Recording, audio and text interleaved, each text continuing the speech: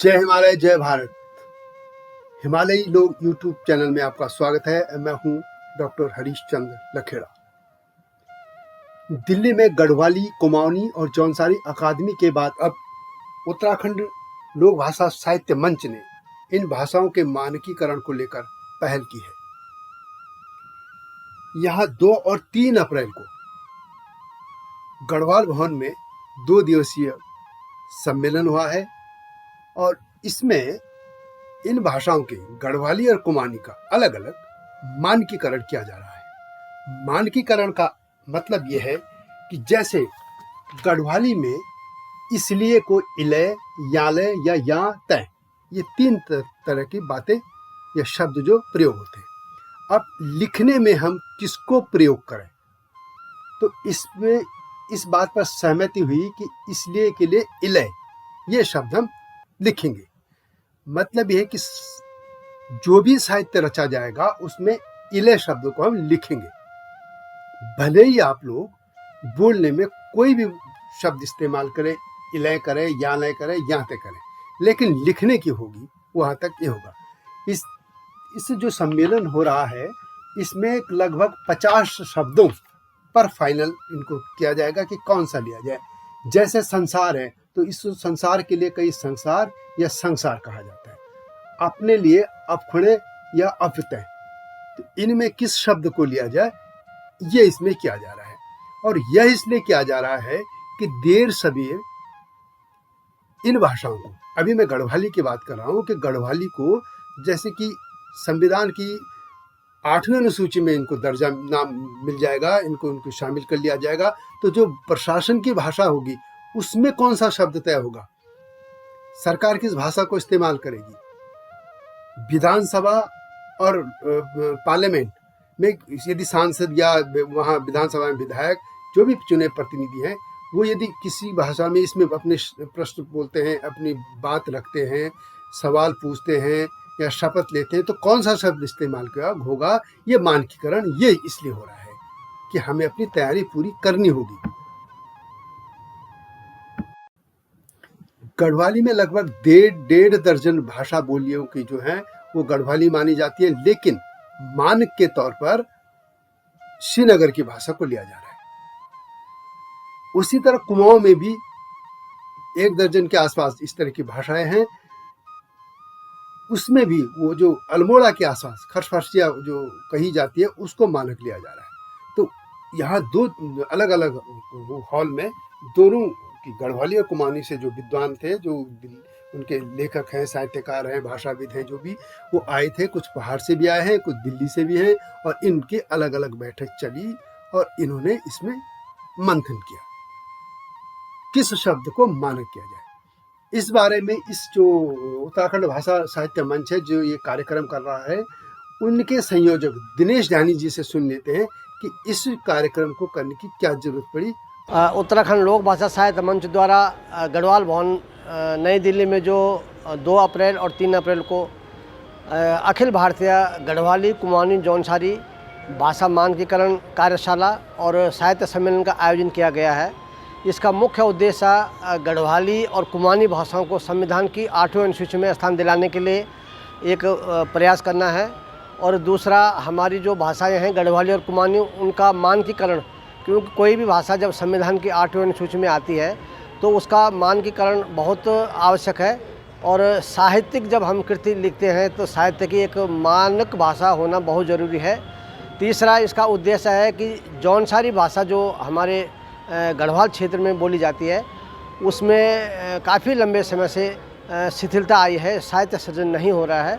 तो हमारी कोशिश होगी कि इस सेमिनार में हम जौनसारी भाषा पर भी विचार करेंगे कि जौनसारी में साहित्य सृजन क्यों नहीं हो रहा है और इसके क्या कारण है और इसके लिए क्या किया जाना चाहिए। मुख्य उद्देश्य हमारा अपनी भाषाओं को नई पीढ़ी से जोड़ना, और इसी परिप्रेक्ष्य में हमने गढ़वाल वन में पुस्तक मेले का भी आयोजन किया है, और पूरे भारत से हमारे वरिष्ठ साहित्यकार, भाषाविद आज यहाँ पे आए हैं। और मैं ये समझता हूँ कि दिल्ली में ये अपनी तरह का पहला आयोजन है, और आज के इस आयोजन में जो हमारे भाषाविद आए हैं उन्होंने बहुत अच्छे स्तर पर मानकीकरण पे बात करी है, ज्ञापन पे हमारी सहमति बनी है और हमारी कोशिश है कि बहुत जल्दी हम भारत सरकार को अपना ज्ञापन प्रस्तुत करेंगे और उम्मीद है कि गढ़वाली और कुमाऊनी भाषाएं जो है बहुत जल्दी संविधान की 8वीं अनुसूची में आएंगी और इससे हमारी भाषाएं समृद्ध होगी और हमारे साहित्यिक सरोकारों को, भाषाई सरोकारों को एक फलक मिलेगा।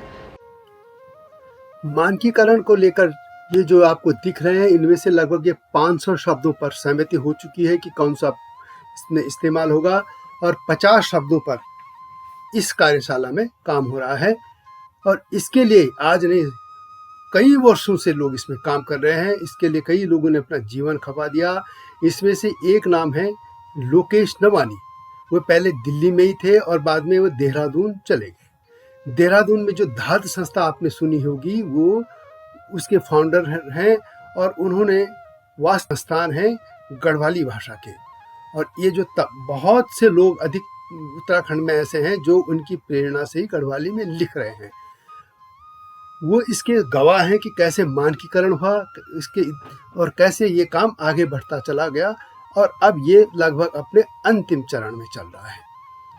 तो नवानी जी से सुन लेते हैं कि वे इस बारे में क्या कहते हैं, उनकी हिस्ट्री, इसका जो हिस्ट्री है, इतिहास है, वो क्या है कि मानकीकरण कैसे हुआ था। तो लोकेश जी के पास चलते हैं। लोकेश जी हमको बताएंगे। आज़ादी के बाद उत्तराखंड के समाज का एक बड़ा भाग राजधानी होने के कारण दिल्ली में आया। दिल्ली में तरह तरह के रोज़गार थे, लेकिन उस समय की जो सबसे बड़ी कमी थी वो आर्थिक रूप से बड़े कमज़ोर लोग थे, लेकिन उनकी अपनी भावनात्मक आवश्यकताएं थी। वे पहाड़ नियमित रूप से नहीं जा सकते थे, उनकी सांस्कृतिक आवश्यकताएं थी, तो वो यहाँ पर कल्चरल प्रोग्राम्स करने लग गए। यहाँ पर कुछ लोग जो नए समाजों के साथ जुड़कर कविताएं करने लग गए, कविताएं लिखने लग गए। जब ये कविताओं का क्रम आरंभ हुआ तो यहाँ पर जो लोग आए हुए थे गढ़वाल के विभिन्न क्षेत्रों से आए हुए, कोई चमोली का, कोई टिहरी का, कोई उत्तरकाशी का, कोई लैंसडाउन का, कोई नैनी डांडा का, ऐसे बहुत सारे क्षेत्रों के लोग आए, कोई राठ का, जिसके कारण जब उनका मिलन हुआ तो उनकी भाषाओं में, जो भाषाएं वो बोलते थे उनमें विविधता थी, अंतर था, उनमें कुछ दूरियां थी। कई शब्द वो एक जैसे बोलते थे, लेकिन जो क्रियापद थे थोड़े भिन्न थे। उन्हें ऐसा महसूस हुआ कि हमारी भाषा में हम सब कहलाते गढ़वाली हैं, लेकिन हमारी भाषा में कई अंतर हैं, इसलिए मानकीकरण की एक बात भीतर ही भीतर उठने लग गई। लेकिन ये बात 60 के दशक के बाद छोटे स्तर पर उठी, लेकिन इसकी स्पष्ट बात 1983 में 14 अगस्त को देहरादून में एक बड़ा सम्मेलन हुआ, जिसमें गढ़वाली के मानकीकरण की बात बड़े स्पष्ट रूप में उठी थी। उसमें बहुत इसी तरह का बड़ा विचार विमर्श हुआ था और वो इस तरह का एक बहुत बड़ा आयोजन था प्रवासी समाज के बीच में। देहरादून मूलतः पर्वतीय लोगों का एक शहर माना जाता रहा है, था ही वो पहले गढ़वाल के राजा का भाग, जो हमारा, जिसे बाद में गढ़वाल के राजा युद्ध में हार गए थे, जो नेपाली शासकों ने उस पर कब्ज़ा कर लिया था, लेकिन अंग्रेज़ों की सहायता से छुड़ा दिया था, तो उस शहर का संस्कार भी बदल गया। तो हमने जब वहाँ पर इस तरह का प्रोग्राम किया तो वहाँ पर सबसे पहला मानकीकरण का सवाल उठा।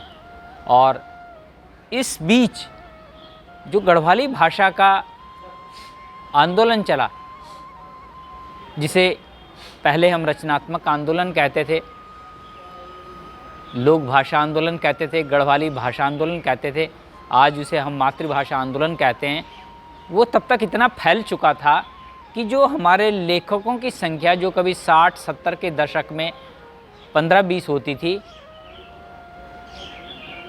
1987 और 88 के बाद गढ़वाल में फैला, जिसने अनेक युवाओं को कविता और लेखन की तरफ प्रवृत्त किया। जब बहुत लेखन हो गया तो फिर उसमें मानकीकरण की बात उठी कि उसमें यूनिफॉर्मिटी होनी चाहिए, एक रूपता होनी चाहिए, व्याकरण से लेकर शब्दों के प्रयोग तक।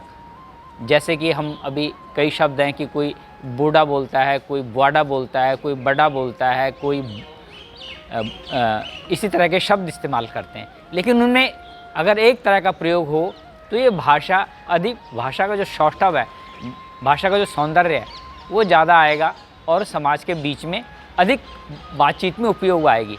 अन्यथा आपने देखा होगा कि जब दो पर्वतीय लोग जमा होते हैं, अगर एक गढ़वाल के नैनी डांडा का है, एक दूर उत्तरकाशी का है, दोनों गढ़वाली हैं या टिहरी गढ़वाल का है, तो कुछ ही क्षणों में आपस में संवाद करते हुए नमस्कार के अलावा सारी भाषा जो बोलने लगते हैं, हिंदी बोलने लगते हैं। तो ऐसा महसूस हुआ। इसका सबसे बड़ा कारण है कि हमारे शब्दों का, क्रियापदों का एक न होना। तो ये फिर साहित्यकारों के बीच में ये बात लगातार चलने लग गई, क्योंकि हम इस कारण एक दूसरे की किताबों को ठीक से पढ़ नहीं पाते, समझ नहीं पाते।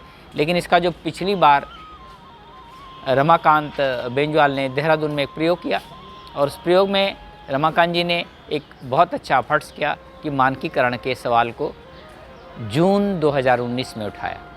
तो वो जो आंदोलन था, जो उस समय ये हुआ था कि 1900 जो हमने 83 में किया था कि गढ़वाली या कोई भी भाषा, अभी उसमें मानकीकरण की बात न की जाए, भाषा अपने रचना क्रम में, अपने सृजन क्रम में अपना रूप भी ग्रहण करेगी। लेकिन ये इतनी जल्दी संभव नहीं है, कि इस प्रक्रिया में बहुत लंबा समय लगता है।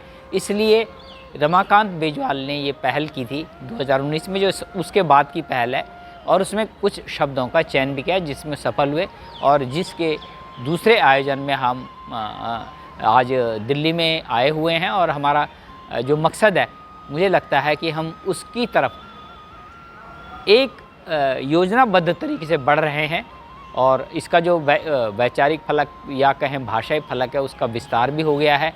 आज बहुत सारे लोग हो गए हैं। हम लोग सामाजिक जिसे कहते हैं कि प्रयोग और एफर्ट्स भी कर रहे हैं कि हमारी भाषा को रिकॉग्निशन मिले, इसलिए भी मानकीकरण की आवश्यकता अधिक है। इसी क्रम में ये हमारा ये जो मानकीकरण का जो विचार चल रहा है, जो प्रक्रिया चल रही है, मैं समझता हूँ उसी दिशा में एक न एक दिन बढ़ेंगे। ये बात नए साहित्यकारों तक जाएंगी, युवा साहित्यकारों तक जाएंगी, और उनके लेखन में शब्दों की और क्रियापदों की एक रूपता आएगी। मैं ऐसा महसूस करता हूँ। धन्यवाद। देहरादून में मानकीकरण को लेकर काम कर रही गढ़वाली की लेखिका बीना बेंजवाल जी इस बारे में क्या कहती हैं, आओ जरा वो भी सुन लेते हैं। देहरादून में इससे पहले कि